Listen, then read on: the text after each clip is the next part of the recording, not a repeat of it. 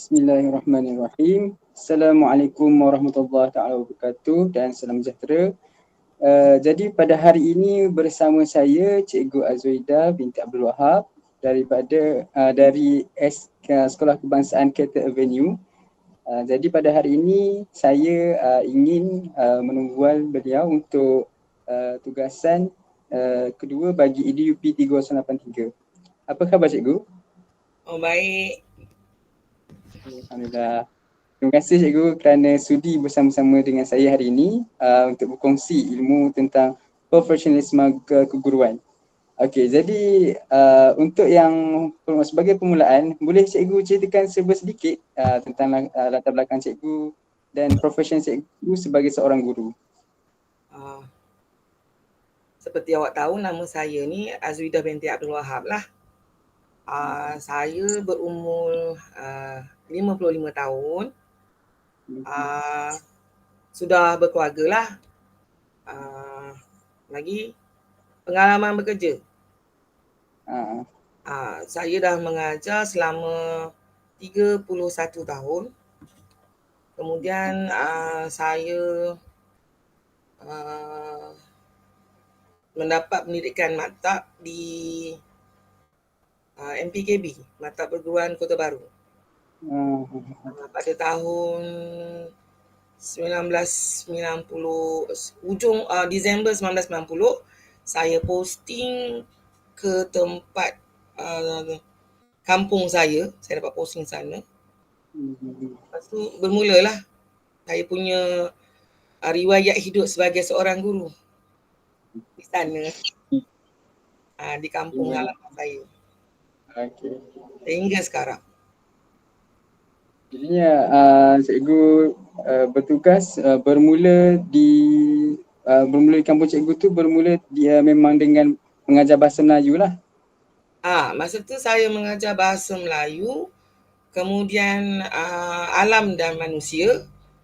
Di situ juga saya didedahkan dengan pendidikan prasekolah, sebab masa tu prasekolah tak ada. Jadi kerajaan baru nak mula, jadi saya dihantar khusus untuk buat mulakan kelas prasekolah. Masa tahun tu jugalah saya pergi khusus untuk prasekolah. Jadi saya sentiasa bahasa Melayu banyak. Bahasa Melayu, pendidikan seni, alam manusia, kajian tempatan. Tu memang subjek-subjek saya. Okey. Cikgu, jadi sekarang ni grade terkini Cikgu tu berada pada grade berapa ya? Sekarang saya PG 44. Itu setelah saya sambung belajar secara PJJ dengan OUM. Kira ni dah 8 tahun dah. 8 tahun, 10 tahun dah. Gitu. Okey, saya nak beralih pada soalan yang seterusnya. Sebagai seorang guru, boleh tak Cikgu terangkan kepada saya apakah konsep mengajar sebagai satu profession? Mengajar sebagai satu profession Jadi pekerjaan guru ni adalah merupakan satu pekerjaan yang sangat khusus. Dia menjurus kepada insan. Okey. Jadi kalau nak melaksanakan pendidikan seorang insan, maka satu guru tu perlu berpendidikan tinggi, perlu mempunyai kelulusan tertentu untuk melayakkan dia menjadi seorang guru. Sebab kalau sekadar bercakap, memang semua orang kata saya boleh jadi guru. Tapi apabila menjadi seorang guru, kita perlu tahu apakah teknik tertentu, apakah kaedah tertentu, macam mana nak menangani masalah murid, masalah insan. Jadi maksudnya dia melibatkan pengetahuan dan kemahiran yang khusus, yang penting lah untuk dalam suatu proses pembelajaran dan pengajaran tu ya? Betul. Kalau tak ada ilmu tu, sekadar guru lah, guru tanpa ilmu, tanpa pengiktirafan yang sebenar lah. Yang itulah, jadi kalau sebab guru ni seorang yang sangat-sangat penting. Nak membentuk masyarakat, nak membentuk negara, nak bentuk insan, memang kena, memang perlu kemahiran, memang perlu ilmu tu. Kelayakan tu memang kena tahap tinggi. Kalau bahasa biasa bukan kaling-kaling lah orang nak jadi cikgu ni.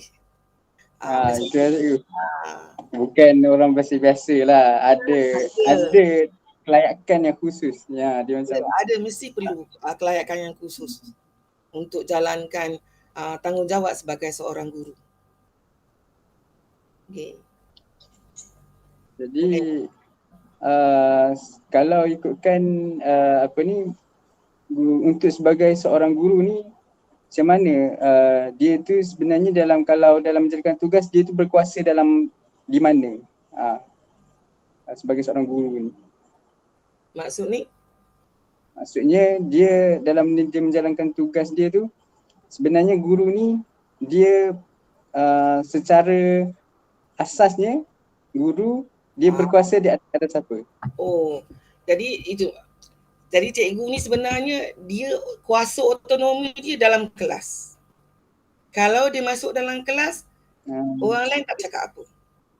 So, dia punya authority di situ. Dia nak cara bentuk murid dia, apa kekuasaan dia nak bentuk kelas dia macam mana. Otonomi dia di situ. Itu kes. Jadi maksudnya kalau guru dalam kelas tu sebenarnya memang tak ada orang yang boleh kacau kan? Ya, guru.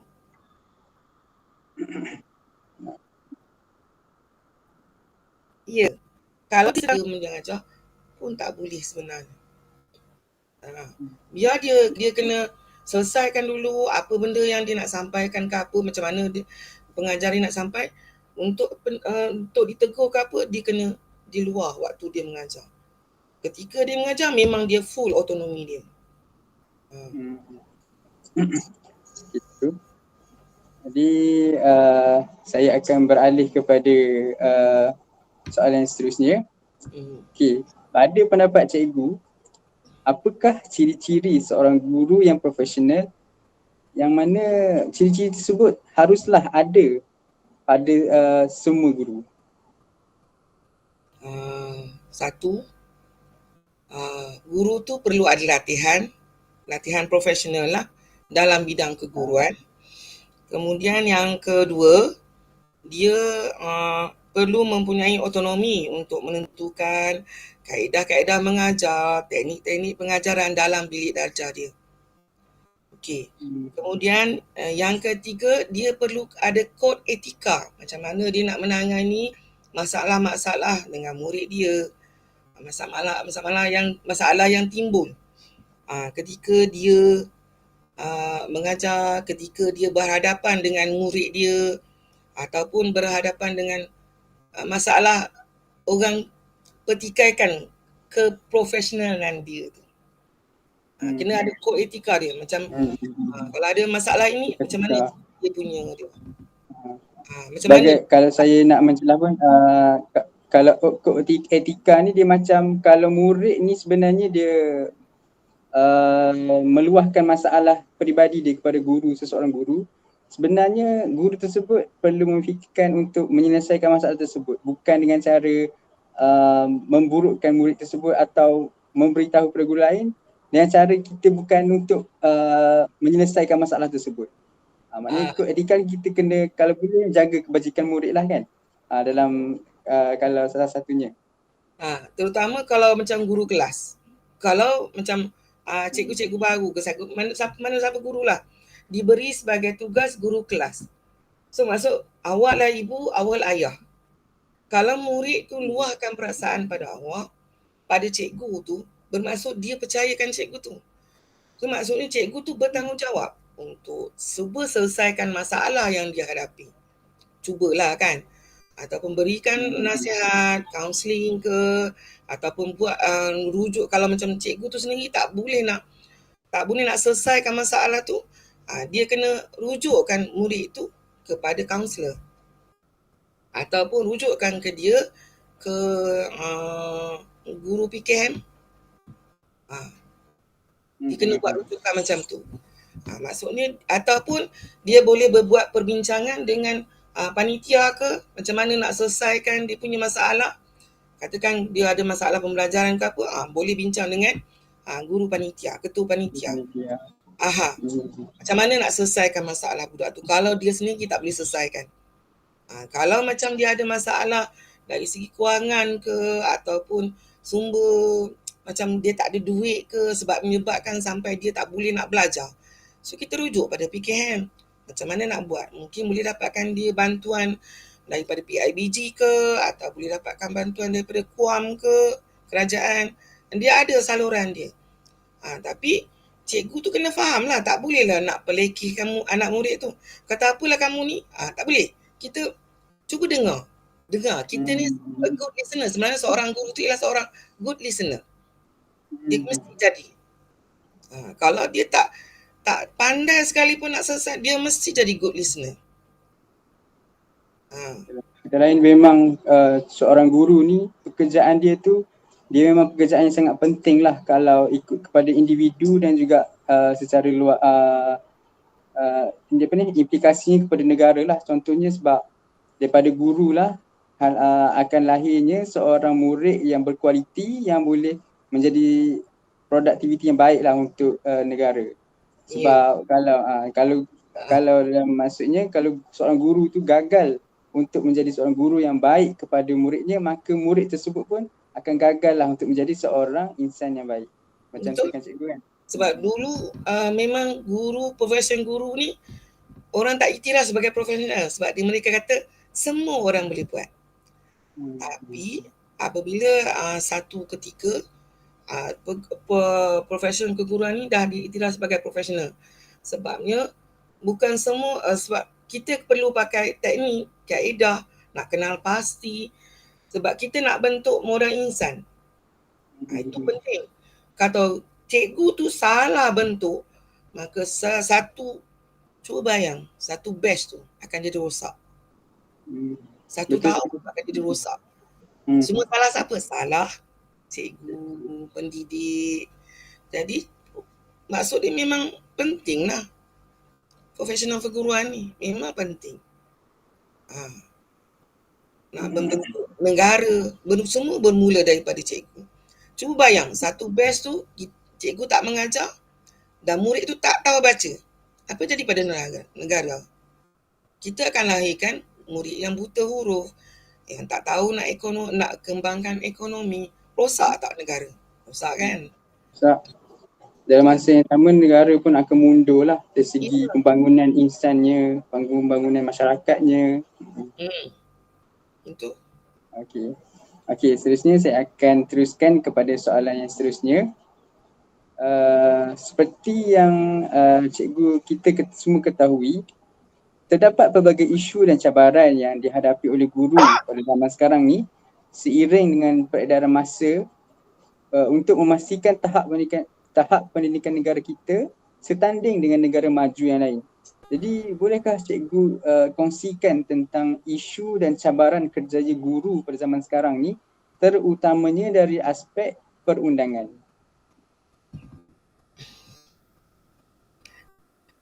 Soalan berat sangat. Sebab cikgu ni memang siapa pun dalam jiwa dia nak mendidik, dia bukan nak mengajar. Sebab mendidik lain, mengajar lain. Tapi disebabkan oleh inilah masalah macam ni kan. Masalah disiplin, masalah ketersinggungan ibu bapa. Jadi cikgu ni diikat dengan undang-undang. Dia ada macam peraturan. Cikgu tak boleh usik murid. So sekadar itu yang membataskan cikgu-cikgu tahu. Terutama cikgu saya lah. Dia akan menjadikan suatu profesion guru ni, dia akan memang sangat mencabar lah kan cikgu bila ada wujudnya perundangan baru dan Ah, prosedur-prosedur yang perlu kita patuhi dalam kita melaksanakan PDP dan juga kita berada di sekolah. Betul kan cikgu? betul. Lepas tu cikgu juga dia akan jadi doktor, dia akan jadi misi. Dia akan jadi jururawat. Sebab murid ni selalu ni dia kanak-kanak kan. Terutama kanak-kanak saya bercakap pasal berkenaan dengan budak sekolah rendah. Sebab saya ni lebih kepada sekolah rendah. Kalau sekolah menengah lain. Kalau Betul. sekolah rendah, semuanya totally kepada cikgu itu sendiri. Dia luka, anak murid luka, patuk ular ke apa, semua cikgu tu yang kena handle. Jadi cikgu kena handle macam mana? Selalunya dia ada prosedur. Macam katakan kalau murid tu luka, tengok kedalaman luka tu. Kalau luka tu terlalu dalam sampai terpaksa pergi ke hospital, maka cikgu tu terpaksa telefon ibu bapa bawa pergi ke hospital. Tapi kadang-kadang ibu bapa ni dia take advantage, take for granted. Nak mengharap pada cikgu yang buat. Jadi dia minta cikgu-cikgu pergi bawa anak dia pergi ke hospital untuk jahitkan luka ke apa benda. Tapi kalau ikut prosedur, salah. Seorang cikgu tak boleh bawa murid. Disebab dia hanya boleh telefon ibu bapa tu je kan untuk membawa anaknya pergi ke sekolah. Tapi mak bapak dia kata, saya jauh, saya tak sempat. Boleh tak tolong bawa? Jadi atas ihsan cikgu-cikgu dan arahan guru besar, maka cikgu tu bawa lah. Tapi sebenarnya cikgu tu ambil risiko. Seandainya dia bawa, dia tak ada insurans yang cover dia.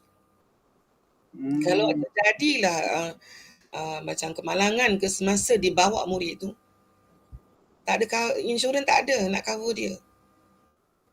Sebab pernah jadi satu kes, satu cikgu tu bawa anak murid dia pergi pertandingan. Bawa kereta sendiri, kenderaan sendiri. Tayar dia meletup. Berlaku kemalangan. Tak sampai ke tempat pertandingan. Berlakulah anak murid dia ramai cedera lah. Guru tu dipersalahkan. Kemudian anak murid dia nak cover insurans apa? Tak ada insurans. Dia sendiri pun tak ada insurans. Bawa tu risiko sendiri. Jadi berat sangatlah kita punya isu. Betul kita pencabaran. Semua tu sekadar ihsan cikgu-cikgu bawa. Bagaimana pendapat cikgu tentang daripada segi perundangan yang kita nak sebut guru di sekolah ni dia terlibat dalam parti politik? Setahu saya lah, seingat saya masa kami di maktab memang diberitahu tak boleh terlibat dengan politik. Parti politik.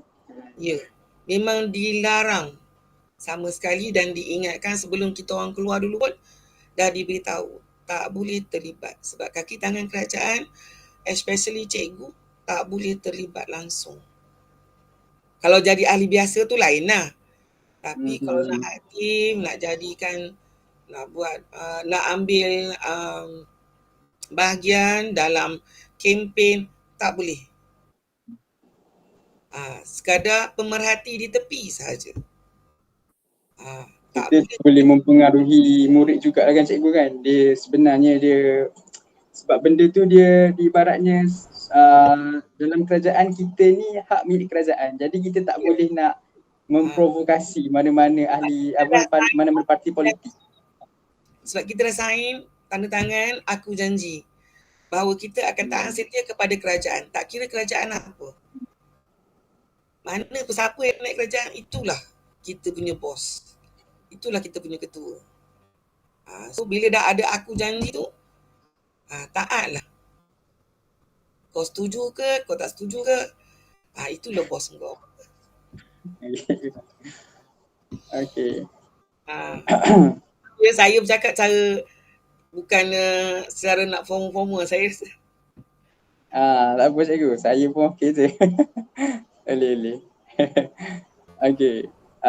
Seterusnya akan soalan yang seterusnya akan diberi oleh kawan saya, Aiman Firdaus. Baiklah, bismillahirrahmanirrahim. Uh, okay. Pertama sekali saya perkenalkan diri saya dululah. Saya Aiman. Jadi cikgu boleh panggil Aiman ya. Ya, Okey cikgu. Boleh kita teruskan ke atau cikgu nak take 5 ke atau tak macam mana? apa. Teruskanlah, tak apa.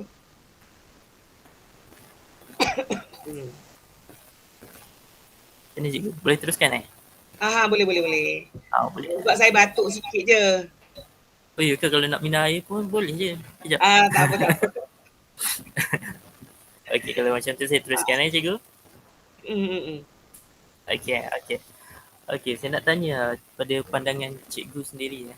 Okey, kita tahu sebagai seorang guru ni kita memang ditakdirkan, orang kata ditakdirkan untuk jadi pemimpin kepada murid-murid. Jadi untuk cikgu sendirilah, bagi terutamanya untuk guru-guru baharu, apakah pandangan cikgu macam mana guru baru ni nak mainkan peranan mereka sebagai seorang yang pemimpin, yang profesional lah tentunya.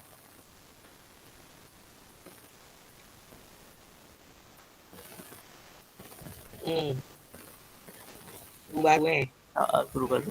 Satu, kalau guru baru ni lengkapkanlah diri dengan pedagogi, macam mana cara nak mengajar dalam kelas. Macam mana nak mengawal murid. Macam mana nak mengawal kelas, PDP. Itu yang penting. Itu memang fokus pertama yang maksudnya cikgu baru. Ya, Aiman? Tak dengar? Ya, boleh.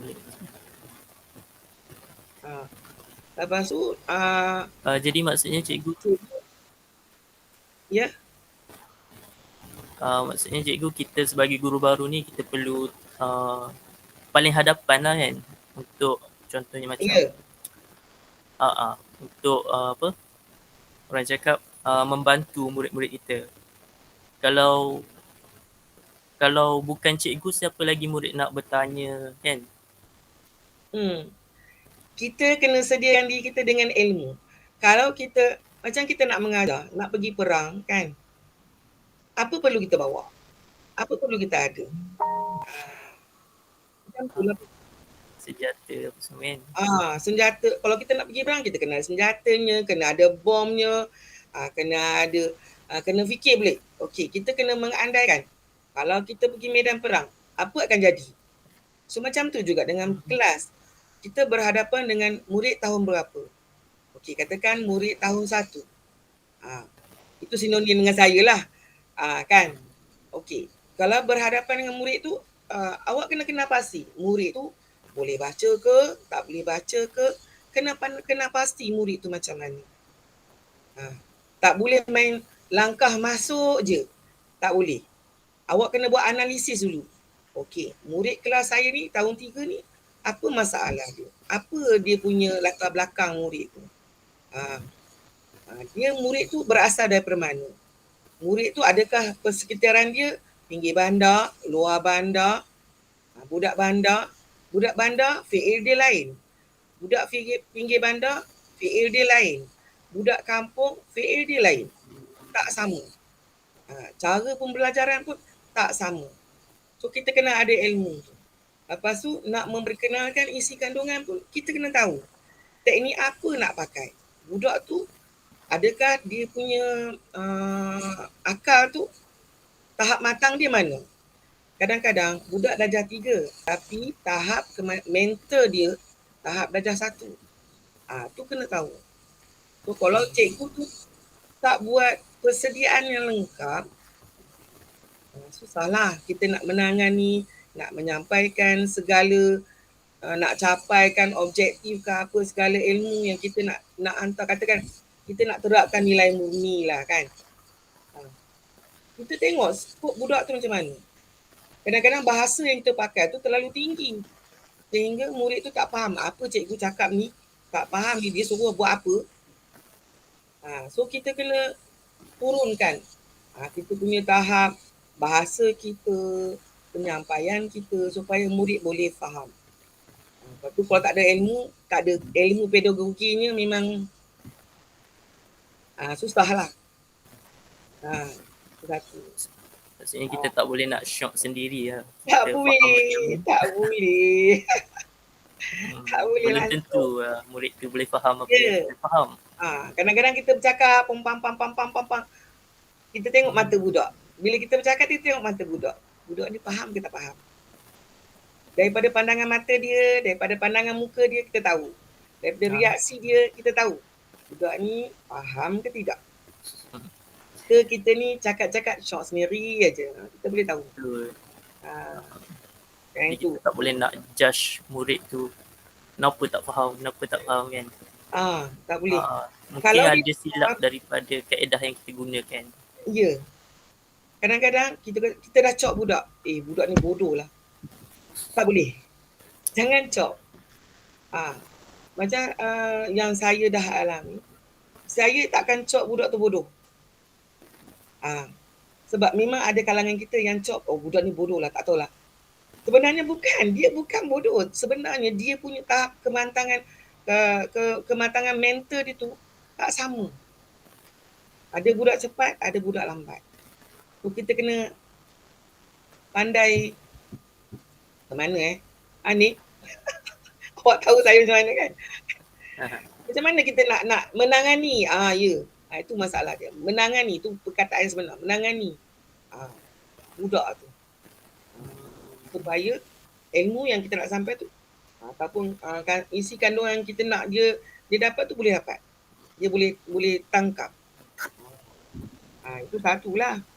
Yang keduanya kena tengok persekitaran murid. Kadang-kadang budak tu persekitaran kelas, jangan biar kelas tu nampak kelas tu kotor, biar aja. Kita pun mengajar lah, tak peduli. Jangan. Kena ajar sebab di situ didikkan kita. Kita didik dia untuk secara tak langsung untuk jaga kebersihan, untuk sayangi kelas dia, untuk sayangi rakan sebaya dia, untuk peka. Secara tak langsung kita mengajar, kita mendidik di situ. So kalau kita masuk-masuk terus ajar, kita tak tengok, tak peka pada persekitaran kelas tu, habislah pengajaran kita. Kita tak terapkan di situ. Kemudian kita peka juga. Kita ada hari pengajaran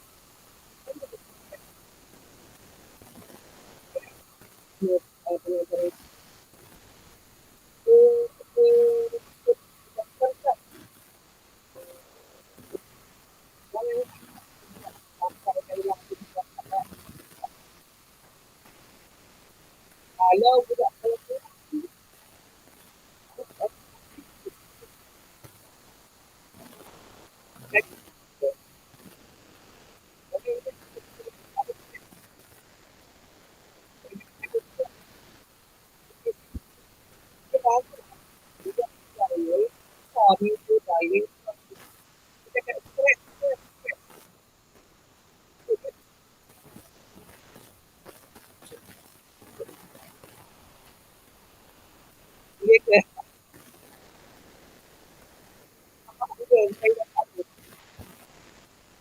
kita lagi tajuk. Okey, yang itu. Kemudian satu lagi, jadi role model murid tau. Jangan ingat kita mengajar tak jadi role model. Cikgu kalau pergi masuk kelas, hari ni cikgu cantik. Maksudnya murid perhatikan kita. Dia tengok cikgu ni pakai baju apa ini. Lawa tak? Handsome tak? Dia tengok. So maksud dia kita ni role model dia. Jadi idola dia. Kadang-kadang kita bagi kerja rumah ke ataupun kita bawa suruh buat kerja kat rumah. Okey. Suruh bapak dia ajar. Dia akan cakap bila bapak dia, ayah, cikgu tak ajar macam ni. Cikgu kata bukan macam ni. So maksud dia di situ, daripada ayat dia pun kita dah tahu. Kita ni jadi idola dia. Kita ni jadi pandangan mata dia nampak kita je. Dia ikut apa yang kita buat. Pun pernah satu ibu bapa datang jumpa saya masa hari anugerah. Dengan hari temu waris, silap. Hari temu waris. Dia kata, cikgu tahu tak? Anak saya berdiri depan cermin ni. Dia tiru cara macam mana cikgu ajar. So saya tahu macam mana cikgu ajar dalam kelas. Bila balik, dia akan tengok cermin, dia akan buat gaya macam mana cikgu ajar.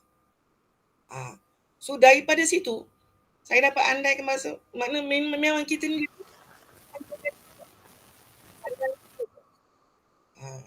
jadi role model dia.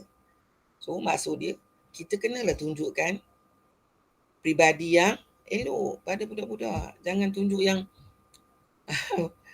macam pakai selekeh ke, macam yang tak sepatutnya lah kan. Itulah pandangan saya kan. Betul cikgu. Kadang kita tengok biasanya murid-murid ni kan, dia lagi mudah mencontohi daripada apa yang dilihat daripada cikgu mereka berbanding dengan ibu bapa mereka sendiri. Kadang-kadang. Betul. Wak Iman kadang-kadang tu, mak dia pun cikgu, bapa dia pun cikgu. Tak, cikgu dia kat sekolah lagi pandai. Cikgu kat sekolah lagi bagus. Kadang mak kawan tu kan, dia kata, mak ni cikgu lah. Mak pun tahulah. Tak, bagi dia cikgu dia dalam kelas tu lah yang lebih baik. Itulah betul. Jadi kenalah berhati-hati kalau nak tunjukkan diri tu. Okay, betul cikgu. Okay, untuk yang seterusnya, yang ni bukan soalan lah. Cuma sebelum kita nak akhiri temu bual ni, mungkin cikgu sebagai cikgu yang berpengalaman kan, apakah nasihat yang cikgu nak sampaikan terutamanya untuk bakal-bakal guru yang akan bertugas untuk sebagai pendidik untuk permulaan karier sebagai seorang guru? Untuk nasihat saya lah. Saya pun nak pencen kan. Okey.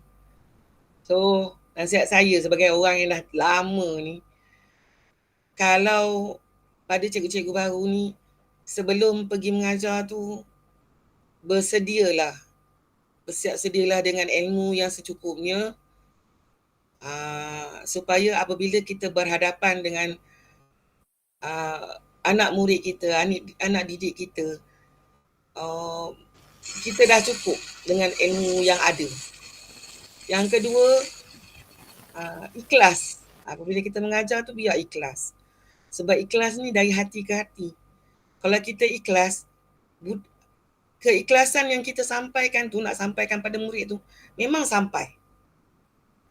Memang murid tu boleh rasa. Kalau macam kita tak ikhlas ke apa kan, ilmu yang kita nak sampai memang takkan sampai pada budak. Dia hubungan antara cikgu dengan murid itu ialah hubungan hati.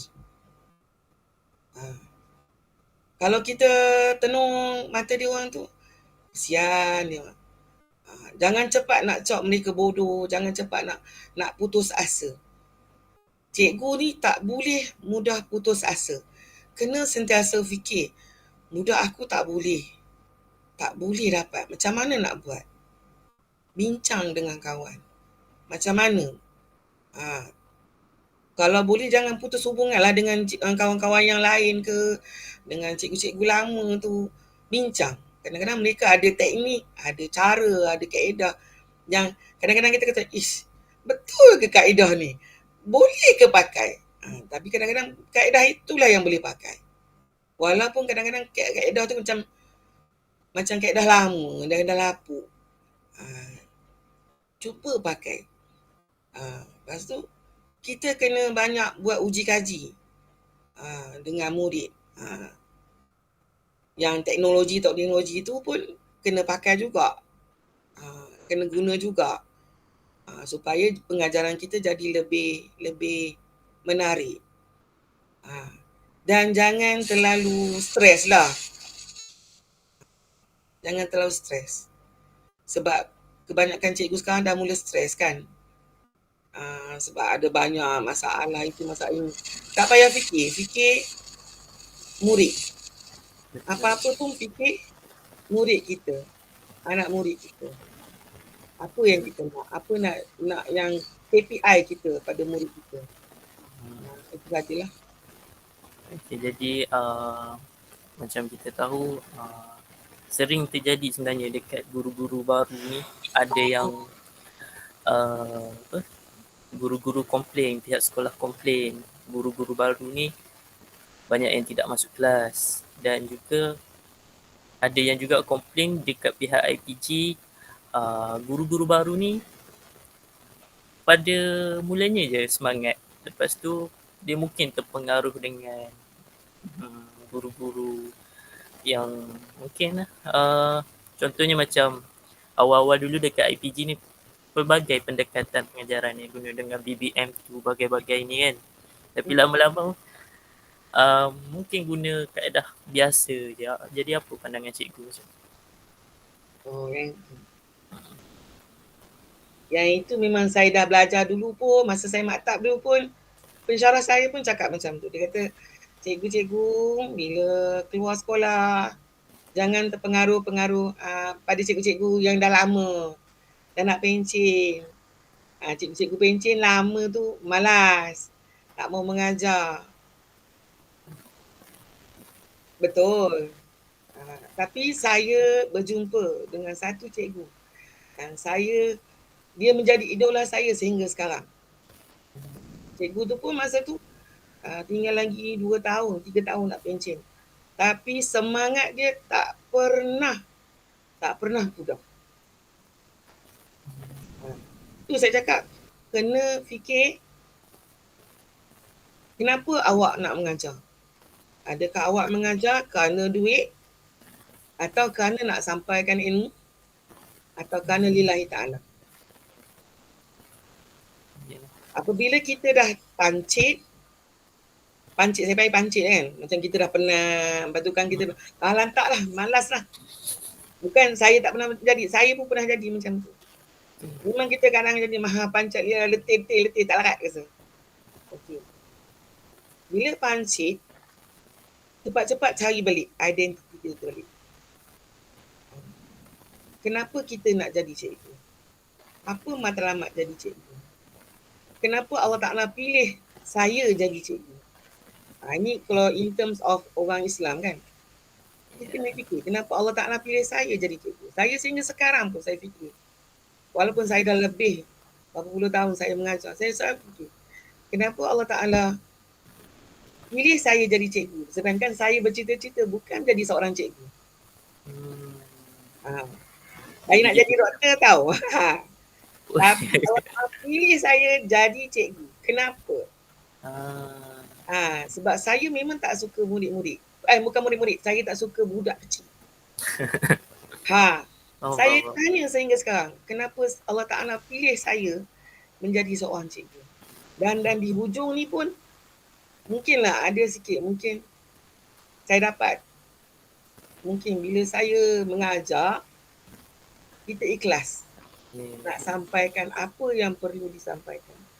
Yang kedua, jadi kita betulkan baliklah niat kan. Ya, kena betul niat balik. Kemudian kena fikir, bos besar kita ialah Allah Ta'ala. Bos besar kita ialah Allah Ta'ala. Allah Ta'ala tengok kita sampaikan tak apa yang patut kita sampaikan. Jangan fikir bos kita guru besar. Ada lagi lebih besar. Yang bayar gaji kita ialah Allah Ta'ala. Betul. Yang tengok kerja kita ialah, yang buat penilaian kita ialah Allah Ta'ala, bukan orang lain. Betul. Sebab tu kena tengok. Sebab tu bila kita imbas balik macam tu, okay, alright, baru semangat kita akan naik balik. Apa pun kena refer macam tu. Walaupun rakan sekeliling kita macam, alah kau buat apa, budak tu tetap macam tu. Jangan. Kita kena fikir balik, apa aku nak jawab. Sebab seorang cikgu ni, keliling dia Saya ni berapa ribu dah tahu. Berapa ribu murid saya. Saya nak jawab macam mana? Saya fikir macam tu. Beribu-ribu ikatan yang saya nak lepas. Kalau saya tak buat, saya nak jawab apa? Kalau saya tak ajar, saya nak jawab apa? Kalau saya tak sampaikan, kalau murid tu, andai katalah kerana kecerobohan saya, murid tu tak dapat nak sambung belajar. Salah siapa? Salah saya kan? Sebab mulanya bermula dengan saya. Walaupun pada sebelum tu dengan mak bapak, tapi apabila berada di sekolah, maksudnya itu bermula dengan saya. Pertama-tama saya ngajar BM kan. Kalau murid tu tak boleh kuasai BM, dia punya stigma dia ialah semua mata pelajaran dia tak boleh kuasai. Dan memang betul. Bila tak kuasai BM, dia tak boleh baca bahasa Melayu. Tengok, bahasa Inggeris dia tak boleh nak kuasai. Sains dia tak boleh nak kuasai. Matematik tak apalah sebab dia nombor saja. Tapi ada banyak benda yang dia tak boleh kuasai. Kalau kita tak bermula dengan BM, tak ajar dengan betul bahasa Melayu, memang akan menimbulkan kesan buruk pada murid. Jadi cikgu-cikgu kena ingat, walau ada pengaruh buruk keliling kita, jangan terpengaruh. Jangan terpengaruh. Kena kuatkan semangat balik. Kena cari identiti awak balik. Okey.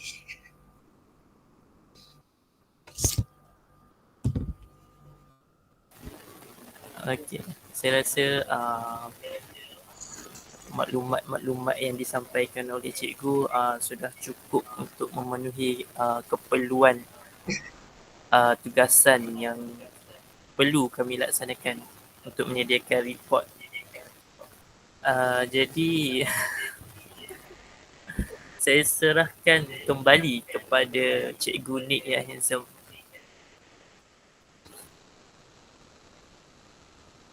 Okay, baiklah, jadi sekian sahajalah daripada kami. Terima kasih sekali lagi kami ucapkan kepada Cikgu Zaidah kerana sudi meluangkan masa bersama kami pada petang yang ceria ini untuk berkongsi sedikit tentang apakah tugas ataupun definisi yang sepatutnya guru-guru permulaan ni fahami untuk menjadi seorang guru yang mempunyai nilai profesionalisme yang tinggi.